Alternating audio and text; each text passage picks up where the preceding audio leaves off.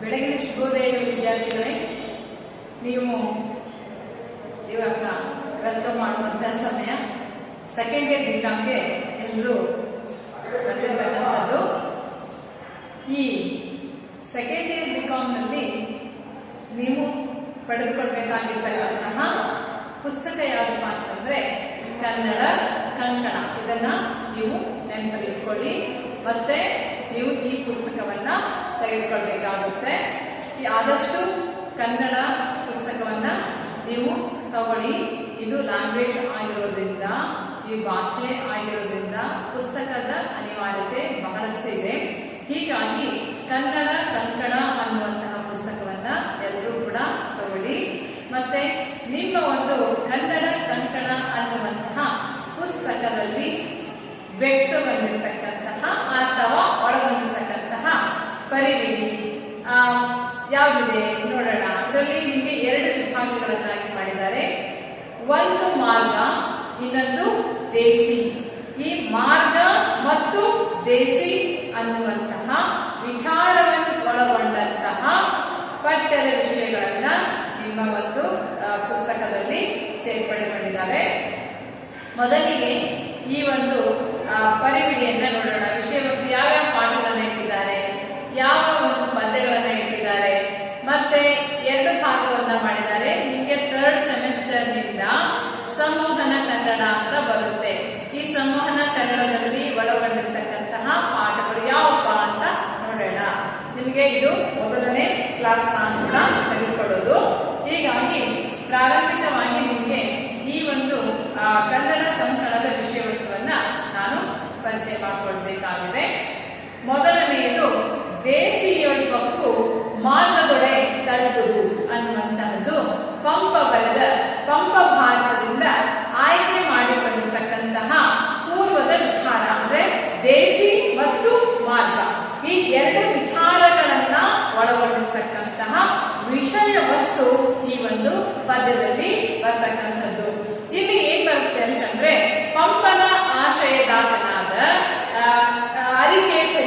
ಅರಿಕೇಸರಿಯ ವಿಚಾರಗಳು, ಮತ್ತೆ ಪಂಪ ರಚನೆ ಮಾಡಿರ್ತಕ್ಕಂತಹ ಆದಿಪುರಾಣ, ವಿಕ್ರಮಾರ್ಜುನ ವಿಜಯ ಅನ್ನುವಂಥದ್ದು, ಮತ್ತೆ ಪಂಪ ಒಬ್ಬ ಕಲಿಯಾಗಿದ್ದ ಈ ವಿಚಾರಗಳು, ದೇಸಿ ಮಾರ್ಗ ಯಾವುದು, ಆಮೇಲೆ ಮಾರ್ಗ ಶೈಲಿ ಯಾವುದು, ಇವೆಲ್ಲ ಪೂರ್ವದ ಕನ್ನಡ ಭಾಷೆಯಲ್ಲಿ ಒಳಗೊಂಡಿರ್ತಕ್ಕಂತಹ ಈ ಮಾರ್ಗಗಳನ್ನ ಯಾವ ರೀತಿ ತನ್ನ ಕೃತಿಯಲ್ಲಿ, ತನ್ನ ಕಾವ್ಯದಲ್ಲಿ ಬಳಕೆ ಮಾಡಿಕೊಂಡಿದ್ದಾನೆ.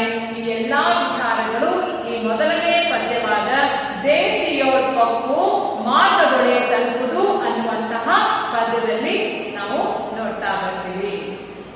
ಇನ್ನ 2ನೆಯ ಪದ್ಯ ರನ್ನ ಕವಿ ಬರೆದ ಛೀ ಸತ್ತರೆ ಹುಟ್ಟರೆ ಅನ್ನುವಂತಹ ಒಂದು ಪದ್ಯ ಇದೆ.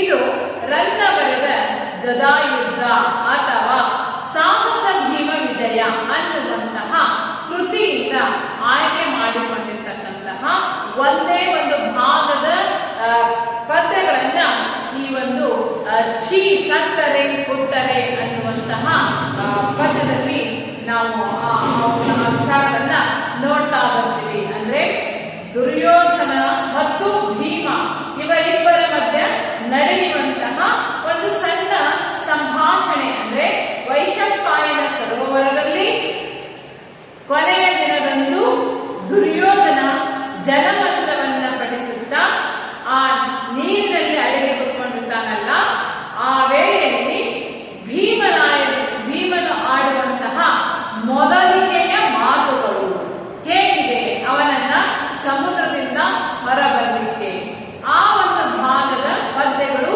ಈ ಒಂದು ಛೀ ಸತ್ತರೆ ಹುಟ್ಟರೆಯಲ್ಲಿ ನಾವು ನೋಡ್ತಾ ಬರ್ತೀವಿ. 3ನೇದು ಜಾನಪದ ಖಂಡಕಾವ್ಯ. ಇದನ್ನ ಉತ್ತರ ದೇವಿ ಕಥೆ ಬರುತ್ತೆ. ಜಿ ಶಂ ಪರಮಶಿವಯ್ಯ ಇವರು ಬರೆದಿರ್ತಕ್ಕಂಥದ್ದು. ಅಂದ್ರೆ ಬರೆದಿದ್ದಲ್ಲ, ಸಂಪಾದನೆ ಮಾಡಿರ್ತಕ್ಕಂತಹ ಪದ್ಯ ಇದು. ಜಾನಪದ ಅನ್ನೋದು ನಿಮಗೆ ಗೊತ್ತೇ ಇದೆ. ಬಾಯಿಂದ ಬಾಯಿಗೆ, ಕಿವಿಯಿಂದ ಕಿವಿಗೆ, ತಲೆಮಾರಿನಿಂದ ತಲೆಮಾರಿಗೆ ಹರಿದುಕೊಂಡು ಬೆಳೆದುಕೊಂಡು ಬಂದಿರತಕ್ಕಂತಹ ಸಾಹಿತ್ಯ ಪ್ರಕಾರಕ್ಕೆ ಜನಪದ ಸಾಹಿತ್ಯ ಅಂತ ಕರಿತೀವಿ. ಹಿಂದೆ ಯಾರೋ ಬಾಯಿಯಲ್ಲಿ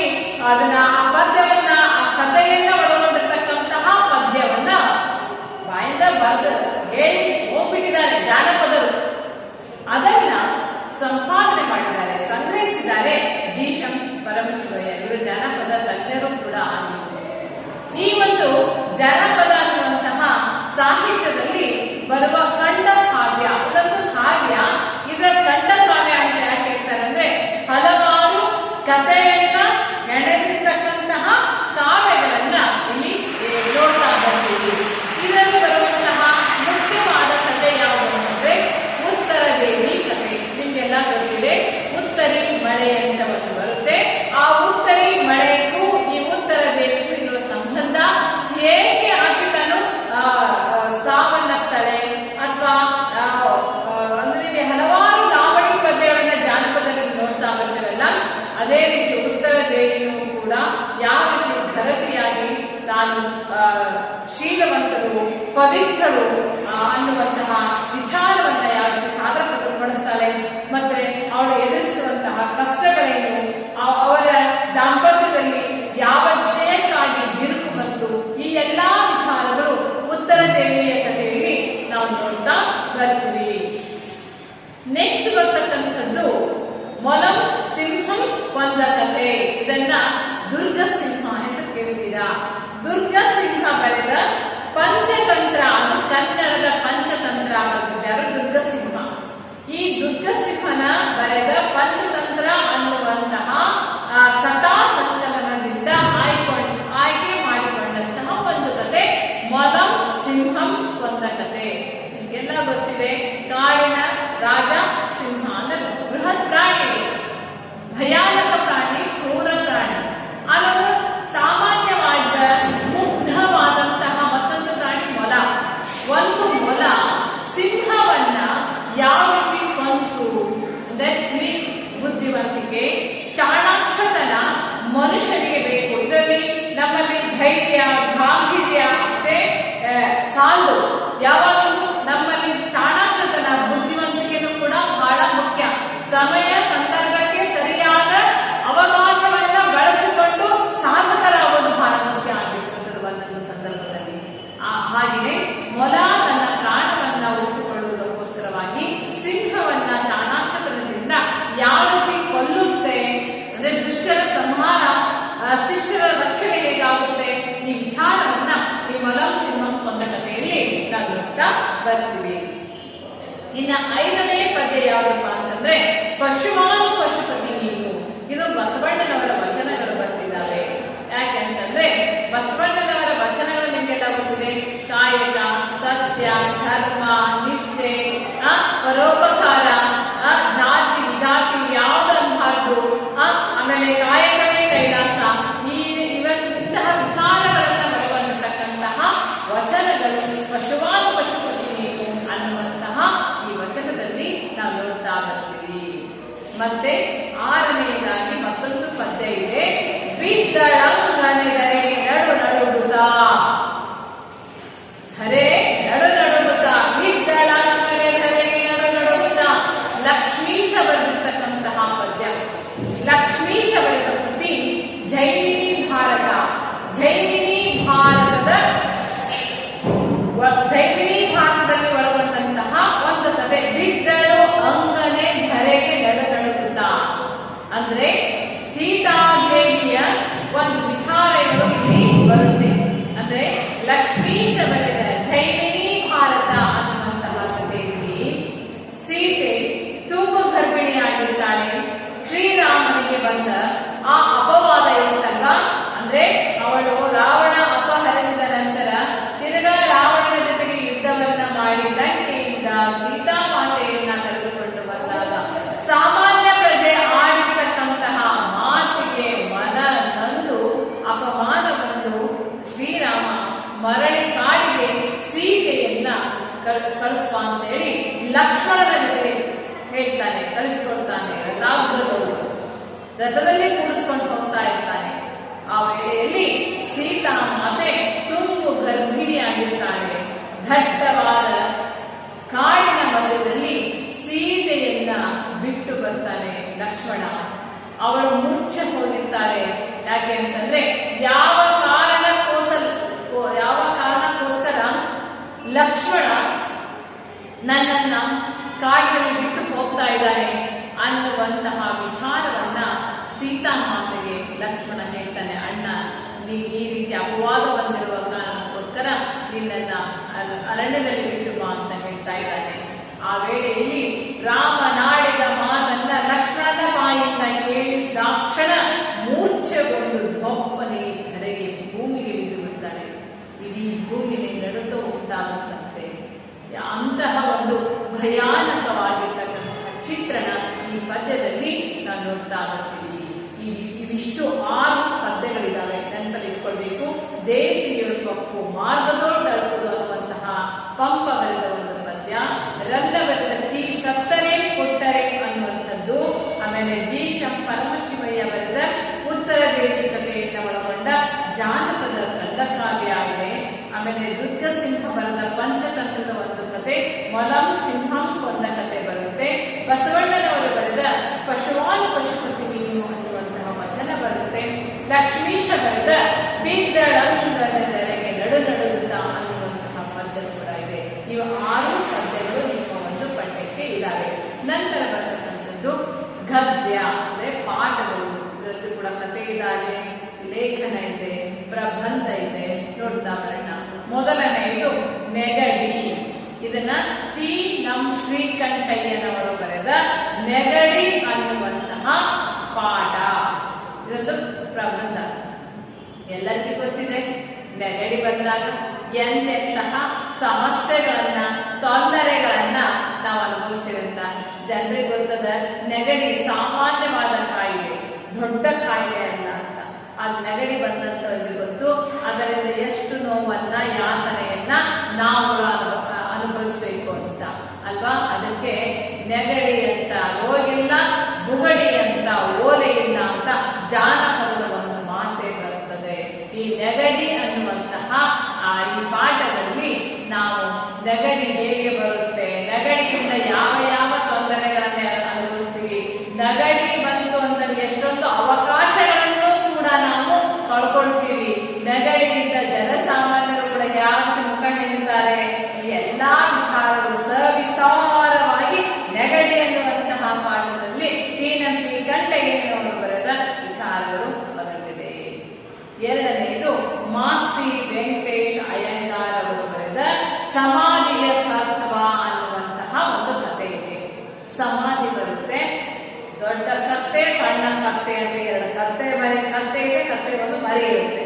ಅಂದ್ರೆ ಜನರು ಎಷ್ಟು ಮೂಢರು ಅಂತಂದ್ರೆ, ನಾವೇನಾದ್ರೂ ಗುಡ್ಡೆಯಿಂದ ಮಾಡಿ ಅದಕ್ಕೆ ಪೂಜೆ ಪುನಸ್ಕಾರಗಳನ್ನು ಸಲ್ಲಿಸಿ ದೈವಿ ಭಾವದಿಂದ ನಾವೇನಾದ್ರು ನಮಸ್ಕಾರ ಮಾಡಿಬಿಟ್ರೆ ನಮ್ಮ ಹಿಂದೆ ಎಷ್ಟು ಜನ ನಮಸ್ಕಾರ ಮಾಡ್ಲಿಕ್ಕೆ ಬರ್ತಾರೆ, 10 ಜನ ನಿಂತ್ಕೊಳ್ತಾರೆ.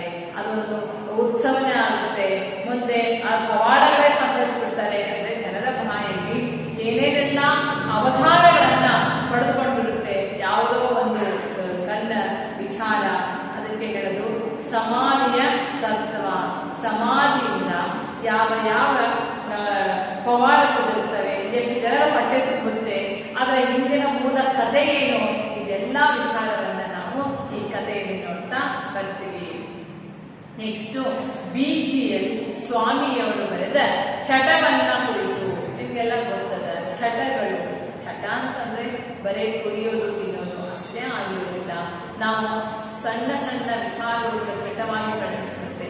ಟೀ ಕುಡಿಯೋದು ಚಟ ಅಲ್ಲ ಅಂತಲ್ಲ, ಟೀ ಕುಡಿಯೋದು ಒಂದು ಚಟ. ತಲೆಗೆ ಜಲ್ಲು ಹಚ್ಚೋದು ಕೂಡ ಒಂದು ಚಟ, ಹೌದಾ. ಅಡಿಕೆ ಎಲೆ ತಿನ್ನೋದು ಕೂಡ ಒಂದು ಚಟ. ಬರೇ ನಾವು ಈಗ ನಿಕೋಟಿನ್ ಭರಿತವಾಗಿರ್ತಕ್ಕಂತಹ ನಾರ್ಕೋಟಿಕ್ ವಸ್ತುವನ್ನ ಹೊಂದಿರತಕ್ಕಂಥದ್ದು, ಕೆಫೇನ್ ಅನ್ನುವಂಥದ್ದು, ಶುಗರ್ ಅನ್ನುವಂಥದ್ದು, ಅಂದ್ರೆ ನಾವಿವೆಲ್ಲ ಡ್ರಗ್ಸ್ ಅಂತ ಹೇಳ್ತೀವಿ, ಅವಷ್ಟೇ ಚಟಗಳು ಅಂತಲ್ಲ. ನಮ್ಮನ್ನ ಮತ್ತಿಗೆ ಮದ್ದು ಬರಿಸುವಂತಹ ಔಷಧಯುಕ್ತ ಅಂಶಗಳನ್ನ ಒಳಗೊಂಡಿರುತ್ತೆ. ಎಷ್ಟೊಂದು ವಿಚಾರಗಳು. ನಾವು ಅಡಿಕೆ ಎಲೆ ಅದನ್ನ ಒಂದು ಸಾಂಪ್ರದಾಯಿಕವಾಗಿ ಶ್ರೇಷ್ಠ ಅಂತ ಹೇಳ್ತೀವಿ, ಮತ್ತೊಂದು ಕಡೆ ಇದೆ ಅಡಿಕೆ ಎಲೆ ಚಟವಾಗಿ ಪರಿಣಿಸುತ್ತೆ. ನೋಡಿ, ಅಡಿಕೆ ಎಲೆ ತಿನ್ನುವಂಥವರು ತಿಂತಾನೆ ಇರ್ತಾರೆ, ಅವ್ರು ತಿಂದ್ರೇನೆ ಸಮಾಧಾನ. ಯಾಕಂದ್ರೆ ಅಡಿಕೆಯಲ್ಲಿ ಕೂಡ ಒಂದು ತಲೆಯಿಂದ ಮತ್ತು ಬರೆಸುವಂತಹ ಒಂದು ಗುಣ ಇದೆ ಅಡಿಕೆಯಲ್ಲಿ. ಹಾಗೆಯೇ ನಾವು ತಂಬಾಕು ಸೇವನೆ ಮಾಡ್ತೀವಿ, ಅದರಲ್ಲಿ ನಿಕೋಟಿನ್ ಅನ್ನುವಂತಹ ಮದ್ದು ಬರತಕ್ಕಂತಹ ಪದಾರ್ಥ, ರಾಸಾಯನಿಕ ವಸ್ತು ಇರುತ್ತೆ. ಇವೆಲ್ಲ ಚಟವನ್ನ ನಾವು ಯಾವ ರೀತಿ ರೂಢಿಸ್ಕೊಳ್ತೀವಿ? ಚಟವನ್ನ ರೂಢಿಸ್ಕೊಂಡಾಗ ನಿಮ್ಗೆ ಅನ್ಸುತ್ತೆ ಕುಡಿಯೋದು. ಡ್ರಿಂಕರ್ಸ್ ಅಂತಿರ್ತಾರೆ, 24 hours ಕುಡಿದಿರ್ತಾರೆ. ಆಮೇಲೆ ಸ್ಮೋಕರ್ಸ್ ಅಂತ ಹೇಳ್ತೀವಿ, child smokers, one by one ಮಕ್ಕಳು ಸ್ಮೋಕ್ ಮಾಡ್ತಾನೆ ಹೋಗ್ತಾರೆ. ಇವತ್ತೆಲ್ಲ ನೋಡಿದ್ದೀರಾ, ಸೂಪರ್ ಅಂತೆ, ಗುಟ್ಕಾ ಅಂತೆ, ಅವೆಂಥವು ತುಂಬಾನೇ ವಿಧವಾಗಿರ್ತಕ್ಕಂತಹ ನಮ್ಮನೆಯ ಹೆಸರನ್ನ ಒಳಗೊಂಡಿರ್ತಕ್ಕಂತಹ ನಿಕೋಟಿನ್ ಯುಕ್ತವಾದಂತಹ ಪುಡಿಗಳು ಬರ್ತವೆ. ಅವನ್ನೆಲ್ಲ ತುಂಬಾ ಸ್ಟೈಲ್ ಆಗಿ ತಿಂತಾ ಇರ್ತಾರೆ. ಅದನ್ನ ಹಾಕೊಂಡವ್ರಿಗೆ ಅದು ತಲೆಯನ್ನ ಮತ್ತೆ ಬರ್ಸ್ತಾ ಹೋಗುತ್ತೆ. ಆದರೆ ಅದೆಲ್ಲ ನಮ್ಮ ಶ್ವಾಸಕೋಶಕ್ಕೂ, ನಮ್ಮ ಹೃದಯಕ್ಕೂ, ನಮ್ಮ ಬಾಯಿಗೂ ಕೂಡ ಕ್ಯಾನ್ಸರ್, ಅಲ್ಸರ್ ನಂತರ ರೋಗಕ್ಕೆ ಬರಲಿಕ್ಕೆ ತಾಂತ ಹೋಗುತ್ತೆ. ಇದನ್ನೆಲ್ಲ ನಾವು ವಿಚಾರಣೆ ಮಾಡೋದಿಲ್ಲ. ಆ ಕ್ಷಣಕ್ಕೆ ನಾವು ಸಂತೋಷವಾಗಿ ಯಾವುದೋ ಒಂದು ಗುಂಗಿನಲ್ಲಿ ಇರ್ತೇವೆ ಅನ್ನೋದೇ ಮುಖ್ಯ ಆಗಿರುತ್ತದೆ. ಇವೆಲ್ಲ ಚಟ ಹೇಗೆ ಬರುತ್ತೆ?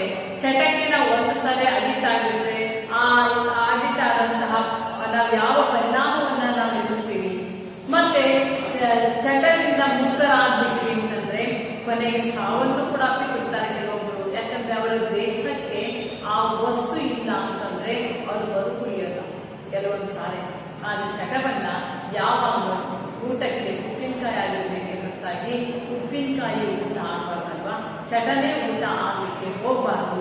ಹೀಗಾಗಿ ಚಟವನ್ನ ಕುರಿತು BJ ಸ್ವಾಮಿಯವರು ಒಬ್ಬ ಸಸ್ಯಶಾಸ್ತ್ರಜ್ಞರು ಆದ್ರೂ ಕೂಡ ಹಲವಾರು ವಿಚಾರಗಳು, ಯಾವ ಅಂಶಗಳು ಮನುಷ್ಯನನ್ನ ಉದ್ದೀಪನ ಸ್ಥಿತಿಗೆ ತೆಗೆದುಕೊಂಡು ಹೋಗ್ತಿದ್ದಾರೆ, ಅವ್ರು ಯಾವ ರೀತಿ ಆಲಸ್ಯ, ಅಸಡ್ಡೆ ಒಂದು ವಾತಾವರಣಕ್ಕೆ ತುತ್ತಾಗ್ತಾನೆ, ಇವೆಲ್ಲ ವಿಚಾರಗಳನ್ನ ಚಟವನ್ನ ಕುರಿತು ಪಾಠಗಳಿಂದ ನೋಡ್ತಾ ಬರ್ತೀವಿ. ನೆಕ್ಸ್ಟ್ GS ಸಿದ್ದರಾಮಯ್ಯನವರು ಬರೆದ SG ಸಿದ್ದರಾಮಯ್ಯನವರು ಬರೆದ ಗಿಡುಗ ಮತ್ತು ಎರೆಹುಳು. ನಿಮ್ಗೆಲ್ಲ ಗೊತ್ತದ, ಇದೊಂದು ಕಂಪ್ಯಾರಿಸನ್ ಪದ್ಯ.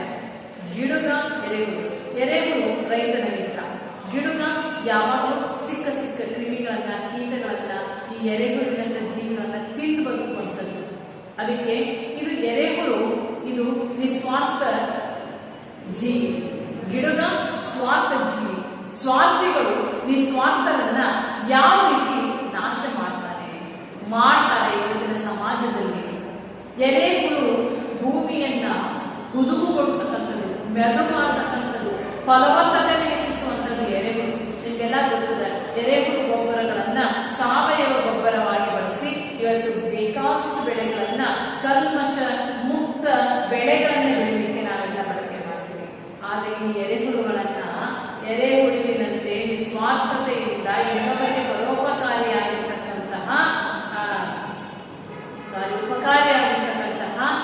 ಮನುಷ್ಯರನ್ನ ಗಿಡುಗನಂತೆ ಇರುವ ಸ್ವಾರ್ಥಿಗಳು, ಪರೋಪಕಾರಿಗಳು ಯಾವ ರೀತಿ ನಾಶ ಮಾಡ್ತಾರೆ ಇವತ್ತು ಸಮಾಜದಲ್ಲಿ. ಈ ವಿಚಾರಗಳನ್ನು ಒಳಗೊಂಡಿರ್ತಕ್ಕಂತಹ ಪದ್ಯನೇ ಗಿಡುಗ ಮತ್ತು ಎರಡು ಜೀವನ ಸ್ವಭಾವವನ್ನು ಹೇಳೋಕೆ ನಾವುಗಳಲ್ಲಿ ಪರಿವರ್ತನೆಯನ್ನು ಮಾಡಿಕೊಳ್ಬೇಕು. ಹೇಗೆ ಅನ್ನುವಂಥದ್ದನ್ನ SG ಸಿದ್ದರಾಮಯ್ಯ ಅವರು ಈ ಪದ್ಯದಲ್ಲಿ ಹೇಳ್ತಾ ಬರ್ತಾರೆ. ನಿಮಗೆ ಹೇಳಿದ್ದು ಫಸ್ಟ್ ಒನ್ ಹಳಗನ್ನಡದ ಪದ್ಯಗಳಿದ್ದು, ಆಮೇಲೆ ವಚನ ಬರುತ್ತೆ, ಆಮೇಲೆ ಹೊಸಗನ್ನಡದ ಲೇಖನಗಳು, ಕಥೆಗಳು ಬರ್ತದೆ, ಮತ್ತೆ ಗಿಡುಗ ಮತ್ತು ಎರೆಹುಳು ಅನ್ನುವಂಥದ್ದು ಒಂದು ಹೊಸಗನ್ನಡ ಪದ್ಯ. ನೆಕ್ಸ್ಟ್ ಬರ್ತಕ್ಕಂಥದ್ದು ಮಿಲರೇಪ ಅನ್ನುವಂಥ HS ಶಿವಪ್ರಕಾಶ್ ಅವರು ಬರೆದ ಮಿಲರೇಪ ಅನ್ನುವಂತಹ ಒಂದು ಪದ್ಯ. ಇದು ಅನುವಾದ ಪದ್ಯ. ಇದು ಇಂಗ್ಲಿಷ್ನಿಂದ ಕನ್ನಡಕ್ಕೆ ಅಥವಾ ಇನ್ನೊಂದು ಬೇರೆ ಭಾಷೆ ಇದೆ, ಆ ಭಾಷೆಯಿಂದ ಅನುವಾದ ಮಾಡಿರ್ತಕ್ಕಂತಹ ಪದ್ಯ ಮಿಲರೇಪ. ಅಂದ್ರೆ ಮಿಲರೇಪ ಅನ್ನುವಂತಹ ಒಬ್ಬ ಗುರು. ಆ ಗುರು ಯಾವ ರೀತಿ ತನ್ನ ಶಿಷ್ಯನಿಗೆ ಹಲವಾರು ವಿಚಾರವನ್ನು ಹೇಳುವ ಮುಖೇನ ಪರಿವರ್ತನೆಯನ್ನ ಮಾಡಿಕೊಳ್ಬೇಕು ಹೇಗೆ ಅನ್ನುವಂಥದ್ದನ್ನ ಮಿಲರೇಪ ಅನ್ನುವಂತಹ ಪದ್ಯದಲ್ಲಿ ನಾವು ನೋಡ್ತಾ ಬರ್ತೀವಿ. ಇದೇ ನೆಕ್ಸ್ಟ್ ಬರ್ತಕ್ಕಂಥದ್ದು ಅಹಲ್ಯ ಅನ್ನುವಂತಹ ಒಂದು ಪದ್ಯ. ಸುಕನ್ಯಾ ಮಾರುತಿ ಅವರು ಬರ್ತಿರ್ತಕ್ಕಂಥದ್ದು. ಅಂದ್ರೆ ಸುಕನ್ಯಾ ಮಾರುತಿ ಅವರು ಅಹಲ್ಯ ಅನ್ನುವಂತಹ ಪದ್ಯ. ನಿಮಗೆ ಗೊತ್ತಿದೆ, ಪುರುಷ ಪ್ರಧಾನ ಸಮಾಜದಲ್ಲಿ ಸ್ತ್ರೀಯರೇ ಇಲ್ಲಿ ಕಾರಣೀಭೂತರಾಗ್ತಾರೆ. ಎಲ್ಲದಕ್ಕೂ ಕಾರಣೀಭೂತರು. ರಾಮಾಯಣ ಮಹಾಭಾರತ ತಗೊಂಡು ದ್ರೌಪದಿ ಬರ್ತಾರೆ, ಸೀತೆ ಬರ್ತಾರೆ, ಆಮೇಲೆ ಅಹಲ್ಯ ಕೂಡ ಬರ್ತಾರೆ. ಈ ಅಹಲ್ಯರು ಅಂದ್ರೆ ಈ ಎಲ್ಲಾ ಹೆಣ್ಣು ಮಕ್ಕಳ ಒಂದು ಕಷ್ಟಕ್ಕೆ ಪರಿಹಾರ ಮಾಡಬೇಕಂತಂದ್ರೆ ಪುರುಷರೇ ಬೇಕಾಗುತ್ತಾ ಅನ್ನುವ ಒಂದು ಕ್ವಶನ್ ಮಾರ್ಕ್ ಅಲ್ಲಿ ಕಾಣಿಸ್ತಾ ಇದೆ. ಪದ್ಯವನ್ನು ನೋಡಲು ಗೊತ್ತಾಗುತ್ತೆ. ಅಂದ್ರೆ ಶಾಪಕ್ಕೆ ಗುರಿಯಾಗಿ ಅಹಲ್ಯೆ ಕಲ್ಲಾಗಿ ಬಿಡ್ತಾನೆ. ಕಲ್ಲಾಗಿ ಬಿದ್ದಾಗ ಕಲ್ಲಿನಿಂದ ವಿಮೋಚನೆಗೊಳ್ಳಬೇಕು ಅಂದಾಗ ಅವಳು ಯಾರ ಕಾಲಿನ ಸ್ಪರ್ಶ ಆಗಬೇಕಾಗಿದೆ? ಪುರುಷನಾಗಿರ್ತಕ್ಕಂತಹ ಶ್ರೀರಾಮನ ಕಾಲಿನ ಸ್ಪರ್ಶದಿಂದಲೇ ಅಹಲ್ಯೆ ಮತ್ತೆ ಶಿಲೆಯಿಂದ ಪರಿವರ್ತನೆಗೊಂಡು ಮತ್ತೆ ಅವರ ಮನುಷ್ಯ ರೂಪವನ್ನು ತಾಳ್ತಾರೆ. ಅಂದ್ರೆ ಹೆಣ್ಣಿನ ಪ್ರತಿಯೊಂದು ಬದುಕಿನ ಸಂದರ್ಭಗಳಲ್ಲಿ ಪುರುಷನೇ ಮುಖ್ಯನಾ ಅನ್ನುವಂತಹ ಪ್ರಶ್ನೆ ಕೂಡ ಇಲ್ಲಿ ಅಂದ್ರೆ ಸ್ತ್ರೀಪರ ಚಿಂತಕಿ ಸ್ತ್ರೀಪರ ಕವನ ಗಾಡ್ತಾ ಇರ್ತಕ್ಕಂತಹ ಸುಕನ್ಯಾ ಮಾತೆಯವರು ಈ ಪದದಲ್ಲಿ ಬಹಳ ಚೆನ್ನಾಗಿ ಹೇಳ್ತಾರೆ. ಯಾಕಂತಂದ್ರೆ ಅಹಲ್ಯೆ ತಾನು ತನ್ನ ಮನಸ್ಸನ್ನ ಚಂಚಲಗೊಳಿಸಲಿಕ್ಕೆ ಕಾರಣ ಏನಂತಂದ್ರೆ ತನ್ನಲ್ಲಿರ್ತಕ್ಕಂತಹ ಭಾವನೆಯನ್ನ ತನ್ನ ಪತಿಯಾಗಿರ್ತಕ್ಕಂಥವನು ಗೌತಮ ಮುನಿ ಅರ್ಥ ಮಾಡ್ಕೊಳ್ಳದೆ ಇದ್ದಾಗ ಒಂದು ಕ್ಷಣ ಇಂದ್ರನ ತೋರಿಸಿದ ಪ್ರೀತಿಗೆ ಮರಳಾಗುತ್ತಾರೆ. ಆ ವೇಳೆಯಲ್ಲಿ ಗೌತಮ ಮುನಿಗೆ ಗೊತ್ತಾಗ್ತದೆ ನನ್ನ ಹೆಂಡತಿ ಚಂಚಲೆ ಆಗಿದ್ದಾರೆ ಅಂತೇಳಿ ಅವರಿಗೆ ಕಲ್ಲಾಗುವಂತ ಶಾಪ ಕೊಡ್ತಾರೆ.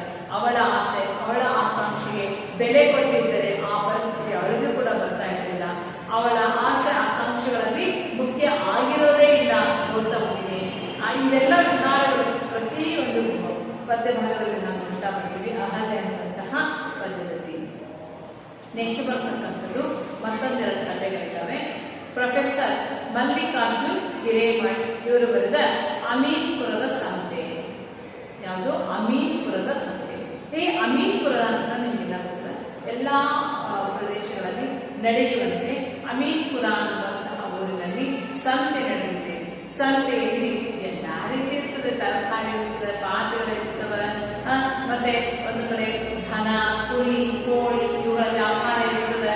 ಹೀಗೆ ಆ ಅಮೀನ್ಪುರ ಅನ್ನುವಂತಹ ಊರಿನಲ್ಲಿ ನಡೆದ ಸಂತೆಗೆ ಹೊಸವಯ್ಯ ಅನ್ನುವಂಥವ್ರು ಅಲ್ಲಿ ಒಬ್ಬ ರೈತ, ಅಂದ್ರೆ ರೈತರು ತಮಗೆ ಬೇಕಾಗಿರ್ತಕ್ಕಂತಹ ಪ್ರಾಣಿಗಳನ್ನು ಕೊಡ್ತಾರೆ, ಪ್ರಾಣಿಗಳನ್ನು ಕೊಂಡ್ಕೊಳ್ತಾರೆ. ಅಂದ್ರೆ ಫಲವನ್ನು ಉಳಲಿಕ್ಕೆ ಬೇಕಾಗಿರ್ತಕ್ಕಂತಹ ಎತ್ತುಗಳನ್ನ ಮಾರಲಿಕ್ಕೆ ಬರ್ತಾನೆ. ಅವನ ಅಸಹಾಯಕ ಪರಿಸ್ಥಿತಿ ಹೇಗೆ ಆಗಿತ್ತು, ಒಬ್ಬ ರೈತನ ಸ್ಥಿತಿ ಹೇಗಿತ್ತು, ಅವನು ಬಹಳಷ್ಟು ಖುಷಿಯಿಂದ ಫಲವನ್ನು ಮಾಡಿಕೊಡ್ತಾ ಇರ್ತಾನೆ. ಇವತ್ತು ಪ್ರಾಕೃತಿಕ ವಿಕೋಪದಿಂದಾಗಿ ನಮ್ಮಲ್ಲಿ ಅತಿವೃಷ್ಟಿ ಆಗುತ್ತೆ, ಅನಾವೃಷ್ಟಿ ಆಗುತ್ತೆ, ಬರಗಾಲ. ಅದೇ ಹೇಳ್ತಲ್ಲ, ಅತಿವೃಷ್ಟಿಯಾಗಿ ಬೆಳೆಗಳೆಲ್ಲ ನಾಶ ಆಗ್ತವೆ, ಅನಾವೃಷ್ಟಿಯಾಗಿ ಮಳೆ ಬೆಳೆಯೆಲ್ಲ ನಾಶ ಆಗುತ್ತೆ, ಬರಗಾಲದ ಪರಿಸ್ಥಿತಿ ಉಂಟಾಗಿರುತ್ತೆ.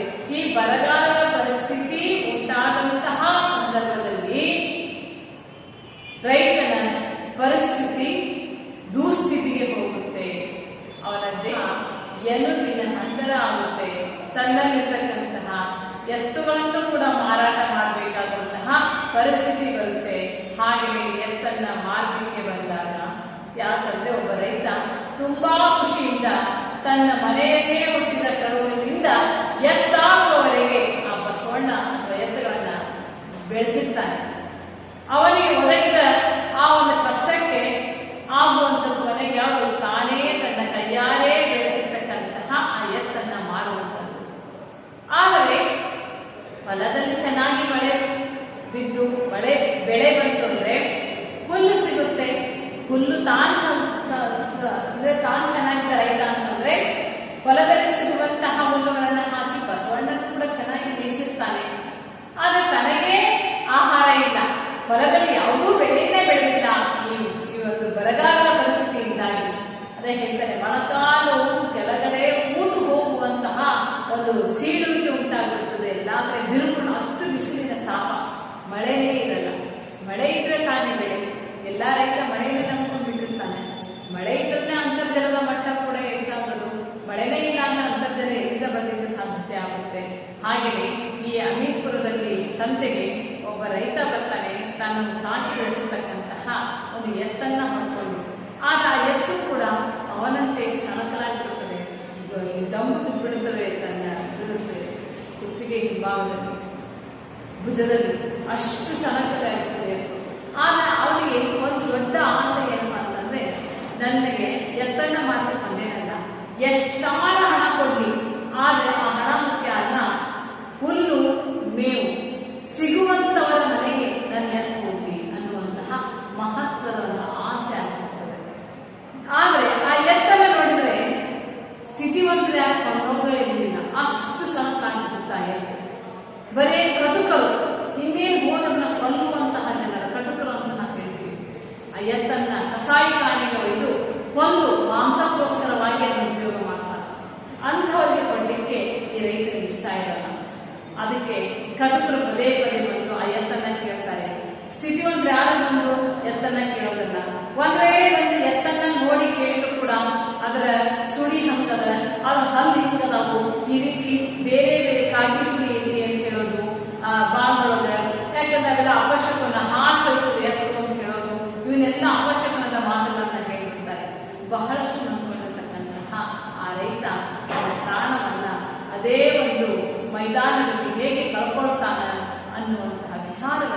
ಅಮೀನ್ಪುರ ಅನ್ನುವಂತಹ ಕಥೆಯಲ್ಲಿ ನಾವು ನೋಡ್ತಾ ಬರ್ತೀವಿ. ಬಹಳ ಚೆನ್ನಾಗಿದೆ ಇದು, ವಾಸ್ತವಕ್ಕೆ ಹತ್ತಿರ ಇರುವಂತಹ ಕಥೆ ಅಮೀನ್ಪುರದ ಸಂತೆ.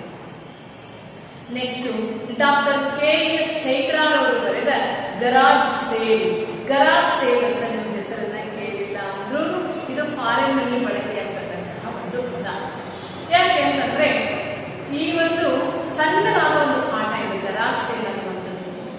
ಇಲ್ಲಿ ಬಹಳಷ್ಟು ಭಾವನಾತ್ಮಕ ಸೆಲೆಯನ್ನ ಹೊಂದಿರತಕ್ಕಂತಹ ಒಂದು ಪಾಠ ಇದೆ. ಗರಾಜ್ ಸೇಲ್ ಅಂತೇಳಿ ಈ ಅಮೆರಿಕಾದಂತಹ ರಾಷ್ಟ್ರಗಳಲ್ಲಿ ಇದೆ. ಸೇಲ್ ವ್ಯಾಪಾರ ಇದೆ. ಇದನ್ನ ನಡೆಸುವಂತವ್ರು ಯಾರು ಅಂತಂದ್ರೆ ಅಮೆರಿಕಾದಲ್ಲಿ ಯಾಕೆ ನಿಮ್ಮ ಭಾರತದಲ್ಲಿ ಇರ್ಬೋದು. ಇವತ್ತು ಏನಾಗಿದೆ, ಗಂಡ ಹೆಂಡತಿಯ ಸ್ವಾತಂತ್ರ್ಯಕ್ಕೆ ತಂದೆ ತಾಯಿಗಳೆಲ್ಲ ತೊಂದರೆ ಆಗಿಬಿಟ್ಟಿದ್ದಾರೆ ಅನ್ನುವ ಮಟ್ಟಿಗೆ ಬಂದಿದೆ. ಅವರನ್ನೆಲ್ಲ ವೃದ್ಧಾಶ್ರಮಕ್ಕೆ ಅನಾಥಾಶ್ರಮಕ್ಕೆ ಬಂದ್ಬಿಡ್ತಾರೆ. ಆದರೆ ಆ ಮಕ್ಕಳನ್ನ ಅಷ್ಟು ಎತ್ತರದವರೆಗೆ ಬೆಳೆಸಿ ಅವರಿಗೆ ವಿದ್ಯಾಬುದ್ಧಿಯನ್ನ ಕೊಟ್ಟು ಒಂದು ನೆಲೆಗೆ ನಿಲ್ಲಿಸಲಿಕ್ಕೆ ಹಿಂದಿರುವ ಪರಿಶ್ರಮಿಗಳು ಯಾರು ಅಂತಂದ್ರೆ ಇವತ್ತಿನ ಯುವ ಪೀಳಿಗೆಗಳು ಬಂದ್ಬಿಟ್ಟಿದ್ದಾರೆ. ಈ ಗರಾಜ್ ಅನ್ನುವಂತಹ ಸೇಲ್ ಅಂತಂದ್ರೆ ಅವರು ಶನಿವಾರ ಮತ್ತೆ ಭಾನುವಾರ ನಡೀತಕ್ಕಂಥ ವ್ಯಾಪಾರ. ಅದಕ್ಕೆ ಅಮೆರಿಕದಲ್ಲಿ ದೊಡ್ಡ ದೊಡ್ಡ ಬಂಗಲೆಯಂತಹ ಮನೆಗಳು. ಅವ್ರಿಗೆ ಇರ್ತಕ್ಕಂಥ ಮಕ್ಕಳೆಲ್ಲ ಏನ್ ಮಾಡ್ತಾರೆ, ಅವರು ತಮ್ಮ ವೃತ್ತಿಯನ್ನು ಅರಿಸಿಕೊಂಡು ಬೇರೊಂದು ಪ್ರದೇಶಕ್ಕೆ ಹೋಗ್ಬಿಟ್ಟಿರ್ತಾರೆ. ಅಪ್ಪ ಅಮ್ಮಂದಿರನ್ನ ಕ್ರಿಸ್ಮಸ್ಗೋ ಅವರ ಬರ್ತ್ಡೇಗೋ ಮಾತ್ರ ಬಂದು ಫ್ಲವರ್ಸ್ ಗಳನ್ನ ಕೊಟ್ಟು ವಿಶ್ ಮಾಡಿ ಹೋಗ್ಲಿಕ್ಕಷ್ಟೇ ಬರ್ತಾರೆ. ಆದ್ರೆ ಅವರು ಜನಸಾಮಾನ್ಯರ ತಮ್ಮ ನೆರೆಹೊರೆಯವರ ಪ್ರೀತಿಯಿಂದ ಏನಾಗ್ತಿರ್ತಾರೆ, ವಂಚಿತರಾಗಿರ್ತಾರೆ. ಆ ಪ್ರೀತಿಯನ್ನ, ಆ ನೆರೆಹೊರೆಯವರ ವಿಶ್ವಾಸವನ್ನ ಪಡಿಬೇಕು, ತಮ್ಮ ಬೇಸರವನ್ನ ಕಳೆದುಕೊಳ್ಬೇಕು ಅಂತೇಳಿ ತಾವು ಸಂಗ್ರಹಿಸಿಕೊಂಡಿರ್ತಕ್ಕಂತಹ ಎಲ್ಲಾ ವಸ್ತುಗಳನ್ನ ಗರಾಜ್ ಸೇಲ್ ಅನ್ನುವಂಥದ್ರಲ್ಲಿ ಕಮ್ಮಿ ಬೆಲೆಗೆ ಮಾರಾಟ ಮಾಡ್ತಾರೆ. ಆ ವೇಳೆಯಲ್ಲಿ ಹೊರದೇಶಗಳಿಂದ ಹೋಗಿರ್ತಕ್ಕಂಥವ್ರು ಇರ್ತಾರಲ್ಲ, ಅವಾಗ ಅಂತಹ ಸೇಲ್ಗಳಿಗೆ ಹೋಗಿ ವಸ್ತುಗಳನ್ನ ಹೇಗೆ ಕೊಂಡ್ಕೊಳ್ತಾರೆ, ಇಲ್ಲಿ ಮಾನವೀಯ ಸಂಬಂಧ ಅನ್ನುವಂಥದ್ದು ಯಾವ ರೀತಿಯಾಗಿ ಬೆಸೀತಾ ಹೋಗ್ತಿದೆ ಅನ್ನುವಂಥ ವಿಚಾರವನ್ನ ತುಂಬಾ ವಿಷಾದವಾಗಿ ಡಾಕ್ಟರ್ KS ಚೈತ್ರಾಲ್ ಅವರು ಈ ಪ್ರಸ್ತುತ ಈ ಪಾಠದಲ್ಲಿ ಹೇಳ್ತಾ ಬರ್ತಾರೆ. ಇದಿಷ್ಟು ಒಂದು ಭಾಗದ ವಿಷಯ ವಸ್ತು. ಅಂದ್ರೆ 14 ಬರ್ತವೆ. ಅದರಲ್ಲಿ ಹೊಸಗನ್ನಡ ಪದ್ಯ, ಹೊಸಗನ್ನಡ ಗದ್ಯಗಳು, ಹಳಗನ್ನಡ ಪದ್ಯ, ವಚನ ಮತ್ತೆ ಜಾನಪದ ಪದ್ಯ, ಇವಿಷ್ಟನ್ನ ಒಳಗೊಂಡಿರ್ತಕ್ಕಂಥದ್ದು. ನೆಕ್ಸ್ಟ್ ಇನ್ನೊಂದು ಭಾಗ ಸಂವಹನ ಕನ್ನಡ, ಕಮ್ಯುನಿಕೇಶನ್, ಸಂವಹನ ಅಂತ ನಾವು ಹೇಳ್ತೀವಿ. ಯಾಕೆಂದ್ರೆ ನಮ್ಮ ಭಾವನೆಗಳನ್ನ, ನಮ್ಮ ವಿಚಾರಗಳನ್ನ ಇನ್ನೊಬ್ಬರಿಗೆ ಹೇಳ್ಬೇಕು ಅಂತಂದ್ರೆ ಭಾಷೆ ಅನ್ನುವಂಥದ್ದು ಬಹಳಷ್ಟು ಮುಖ್ಯ ಆಗಿರುತ್ತದೆ. ಕಮ್ಯುನಿಕೇಶನ್ ಅನ್ನುವಂಥದ್ದು ಬಹಳ ಮುಖ್ಯ ಆಗಿರುತ್ತದೆ. ಅದರಲ್ಲೂ ಭಾಷೆ ಕನ್ನಡನೇ ಆಗಿರ್ಬೇಕು ನಮಗೆಲ್ಲ. ಯಾಕಂದ್ರೆ ನಾವು ಕರ್ನಾಟಕದವರು, ಕನ್ನಡನೇ ನಮ್ಮ ಮಾತೃಭಾಷೆ ಮತ್ತು ನಮ್ಮ ಆಡಳಿತ ಭಾಷೆ. ಹೀಗಾಗಿ ಸಂವಹನದಲ್ಲಿ ಅಂದ್ರೆ ನಮ್ಮ ಕಮ್ಯುನಿಕೇಶನ್ ಅಲ್ಲಿ, ನಮ್ಮ ವಿಚಾರ ವಿನಿಮಯ ಮಾಡ್ತಕ್ಕಂಥದ್ರಲ್ಲಿ ಕನ್ನಡ ಭಾಷೆ ಯಾವ ರೀತಿ ಸಮರ್ಥವಾಗಿ ನಾವು ಬಳಕೆ ಮಾಡಿಕೊಳ್ತಾ ಇದ್ದೀವಿ ಅನ್ನುವಂಥದ್ದು. ಇಲ್ಲಿ ಇದರಲ್ಲಿ ಕೂಡ 4 ಪಾಠಗಳನ್ನ ಇಟ್ಟಿದ್ದಾರೆ. ಮೊದಲನೆಯದು ಸಂವಹನ ಕನ್ನಡ. ಅಂದ್ರೆ ಪ್ರತ್ಯಕ್ಷ ಅಂದ್ರೆ ನಾವು ಯಾವ ಯಾವ ಹಂತದಲ್ಲಿ ಸಂವಹನವನ್ನ ಮಾತುಗಾರಿಕೆ ಅಂದ್ರೆ ಮಾತಾಡ್ತೀವಿ, ವಿಚಾರಗಳ ವಿನಿಮಯವನ್ನ ಮಾಡಿಕೊಡ್ತೀವಿ ಅನ್ನುವಂತಹದನ್ನ ನಾವಿಲ್ಲಿ ನೋಡ್ತಾ ಬರ್ತೀವಿ. ಅಂದ್ರೆ ಸಂವಹನ ನಡೆಸಬೇಕಂದ್ರೆ ನಮಗೆ ವಿಶಿಷ್ಟವಾದ ಬೇಕಾಗಿರ್ತಕ್ಕಂಥದ್ದು ಮಾತನ್ನ ನಾವು ಯಾವ ರೀತಿ ಪ್ರತ್ಯಕ್ಷವಾಗಿ, ಅಪ್ರತ್ಯಕ್ಷವಾಗಿ, ಲಿಖಿತ ರೂಪದಲ್ಲಿ ಮತ್ತೆ ಶಾಬ್ದಿಕ ರೂಪದಲ್ಲಿ ಯಾವ ರೀತಿ ಭಾಷೆಯಿಂದ ಮಾತುಗಳನ್ನ ಆಡ್ತಾ ಇದ್ದೀವಿ ನಿಮ್ಗೆಲ್ಲ ಗೊತ್ತದ. ನಾನೀಗ ನಿಮಗೆ ಪ್ರತ್ಯಕ್ಷವಾಗಿ ಹೇಳ್ತಾ ಇಲ್ಲ, ಅಪ್ರತ್ಯಕ್ಷವಾಗಿ. ಆದರೆ ಇಲ್ಲ, ನಮ್ಮ ಬರವಣಿಗೆಯಲ್ಲಿ ಹೇಳ್ತಾ ಒಂದು ಓರಲ್ ಆಗಿ ಹೇಳ್ತಾ ಇದ್ದೀನಿ. ಹೀಗಾಗಿ ನಾವು ಪ್ರತ್ಯಕ್ಷ ಸಂವಹನ ನಡೆಸ್ತೀವಿ, ಅಪ್ರತ್ಯಕ್ಷ ಸಂವಹನವನ್ನು ನಡೆಸ್ತೀವಿ, ಲಿಖಿತ ರೂಪದ ಸಂವಹನ, ಇವೆಲ್ಲವನ್ನ ನಾವು ಸಂವಹನ ಕನ್ನಡದಲ್ಲಿ ನೋಡ್ತಾ ಬರ್ತೀವಿ. ನೆಕ್ಸ್ಟ್ 2ನೇ ಪಾಠವನ್ನು ಬರ್ತಕ್ಕಂಥದ್ದು ಗಾದೆ, ನುಡಿಗಟ್ಟು, ಒಡಕುಗಳು. ನಿಮ್ಗೆಲ್ಲ ಗೊತ್ತದ ಗಾದೆಗಳು. ಯಾಕೆ ಅಂತಂದ್ರೆ ಹಿಂದೆ ಜಾನಪದದ ವಿಚಾರಗಳಿಗೆಲ್ಲ ಗಾದೆ ಆಗಿರಲಿ, ನುಡಿಗಟ್ಟು ಆಗಿರಲಿ, ಒಡಕುಗಳಾಗಿರಲಿ. ಈ ಗಾದೆ ಎದೆಗೆಟ್ಟದ ವೇದ ಸುಳ್ಳಾದರೂ ಗಾದೆ ಸುಳ್ಳಾಗದು ಅಂತ ತಿಳಿದಂತವರು ಅಂದ್ರೆ ಬುದ್ಧಿವಂತರು ದಡ್ಡರನ್ನ ಹಲವಾರು ರೀತಿಯ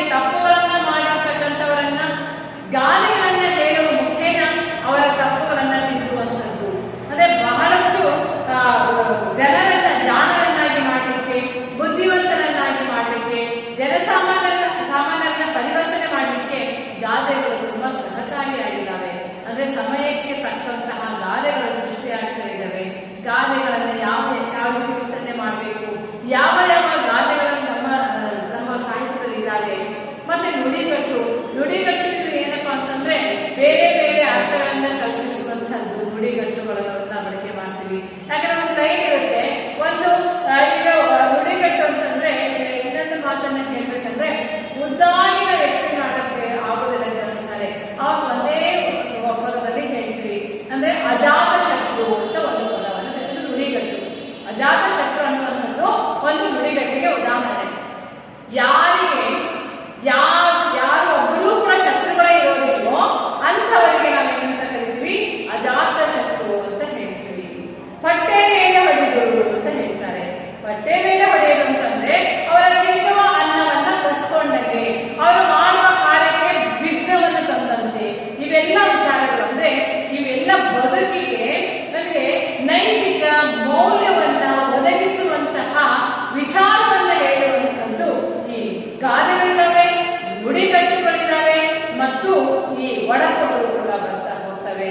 ಅಂದ್ರೆ ಮದುವೆಯ ಸಂದರ್ಭದಲ್ಲಿ, ಮದುಮಗನ ಮಾಡ್ತಕ್ಕಂಥ ಸಂದರ್ಭದಲ್ಲಿ, ಹೆಸರನ್ನ ಗಂಡನ ಹೆಂಡತಿ ಹೆಸರುಗಳನ್ನ ಹೇಳುವಂತಹ ಸಂದರ್ಭದಲ್ಲಿ ಒಡಕುಗಳನ್ನ ಯಾವ ರೀತಿ ನಾವು ಬಳಕೆ ಮಾಡ್ತೀವಿ, ಅದು ನಮ್ಮ ಕನ್ನಡದ ಭಾಷೆಯಲ್ಲಿ ವಿಶಿಷ್ಟ ರೀತಿಯ ಗಾದೆ, ನುಡಿಗಟ್ಟು, ಒಡಕುಗಳು ಬಂದಿದ್ದಾವೆ. ಇವುಗಳನ್ನೆಲ್ಲ ಈ ಒಂದು ಪಾಠದಲ್ಲಿ ನೋಡ್ತಾ ಬರ್ತೀವಿ. ಮೂರನೇದು ಯಾವುದಪ್ಪ ಅಂತಂದ್ರೆ ಮಾತುಗಾರಿಕೆ ಅನ್ನುವಂಥದ್ದು ಒಂದು ಕಲೆ, ಇನ್ನೊಂದು ಕಲಿಕೆ. ಯಾವಾಗಲೂ ಅಷ್ಟೇ ಭಾಷೆ ನಿಂತ ನೀರಲ್ಲ, ಸದಾ ಹರಿತಕ್ಕಂತಹದ್ದು. ಹೊಸ ಹೊಸ ವಿಚಾರಗಳು, ಹೊಸ ಹೊಸ ಒಂದು ಶಬ್ದ ಸಂಗ್ರಹ ಎಲ್ಲ ಬಂದು ಸೇರ್ತಾ ಹೋಗ್ತವೆ. ಇದು ನಿಂತ ನೀರಾದ್ರೆ ಆ ಭಾಷೆ ಡೆಡ್ ಲ್ಯಾಂಗ್ವೇಜ್ ಆಗಿರುತ್ತದೆ. ಸದಾ ಕ್ರಿಯಾಶೀಲ, ಚಲನಶೀಲ ಆಗಿರುವಂತಹ ಭಾಷೆ ಆಗಿರಬೇಕು. ಅದಕ್ಕೆ ಭಾಷೆಯಲ್ಲಿ ಬರುವಂತಹ ಮಾತುಗಾರಿಕೆ ಬಹಳಷ್ಟು ಮುಖ್ಯ. ಯಾವಾಗಲೂ ಮಾತಿಗೆ ಬಹಳಷ್ಟು ಬೆಲೆ ಇದೆ. ಮಾತು ಆಡಿದರೆ ಹೋಯಿತು, ಮುತ್ತು ಒಡೆದರೆ ಹೋಯಿತು. ಒಂದು ಸಾರಿ ನಮ್ಮ ಬಾಯಿಂದ ಬರ್ತಕ್ಕಂತಹ ಮಾತು ಯಾವಾಗಲೂ ಶುಭ್ರವಾಗಿರಬೇಕು, ಇನ್ನೊಬ್ಬರಿಗೆ ನೋಯಿಸದಂತೆ ಇರಬೇಕು. ಸಮಯ ಸಂದರ್ಭಕ್ಕೆ ತಕ್ಕಂತಹ ವಿಚಾರಗಳನ್ನು ನಾವು ಹೇಳುವಂತಹ ಮಾತುಗಾರಿಕೆ ನಮ್ದಾಗಿರಬೇಕು. ಅದಕ್ಕೆ ಮಾತು ಯಾವಾಗ ಒಂದು ಕಲೆ. ಅದಕ್ಕೆ ಹೇಳ್ತಾರೆ, ಮಾತು ಬಂದಂತವನಿಗೆ ಜಗಳ ಇಲ್ಲ, ಊಟ ಬಂದಂತವನಿಗೆ ರೋಗ ಇಲ್ಲ ಅಂತ. ಮಾತಿನ ಚಾಣಾಕ್ಷತನ ಯಾರಿಗೆ ಗೊತ್ತಿರ್ತದೋ ಅವ್ರು ಯಾವಾಗಲೂ ಜಗಳ ಮಾಡಲ್ಲ. ಮಾತಿನಿಂದಲೇ ವೇಗನ್ನ ಹೋಗ್ತಾ ಹೋಗ್ತಾರೆ, ಮಾತಿನಿಂದಲೇ ಪರಿವರ್ತನೆ ಮಾಡ್ತಾ ಹೋಗ್ತಾರೆ. ಹೇಗೆ? ಮಾತು ಒಂದು ಕಲೆ ಇದೆ ಮತ್ತು ಕಲಿಕೆ ಕೂಡ. ನಿರಂತರವಾಗಿ ಕಲಿಕೆ ಇದೆ ಮಾತಿಗೆ. ಬೇರೆಯವರ ವಿಚಾರಗಳನ್ನ ಕೇಳಿಸಿಕೊಂಡಾಗ, ಬೇರೆಯವರ ಮಾತುಗಳನ್ನ ಕೇಳಿಸಿಕೊಂಡಾಗ ನಾವೆಲ್ಲವನ್ನ ಅನುಕರಣೆಯನ್ನ ಮಾಡ್ತೀವಿ. ಸಮಯ ಸಂದರ್ಭಕ್ಕೆ ನಾವು ಪ್ರಯೋಗ ಮಾಡ್ತೀವಿ, ಉಪಯೋಗಿಸ್ತಾ ಹೋಗ್ತೀವಿ. ಹೇಗೆ ಅನ್ನುವಂಥದ್ದನ್ನ ಮಾತುಗಾರಿಕೆ, ಕಲಿಕೆಯಲ್ಲಿ ನೋಡ್ತಾ ಹೋಗ್ತೀವಿ. ನಂತರ ಬರ್ತಕ್ಕಂಥದ್ದು ಪತ್ರ ವ್ಯವಹಾರ. ನಿಮ್ಗೆಲ್ಲ ಗೊತ್ತದ, ಪತ್ರ ಎಷ್ಟೇ ಆಧುನಿಕ ವಿದ್ಯುನ್ಮಾನಗಳು ಬಂದಿದ್ರು ಕೂಡ, ಮೊಬೈಲ್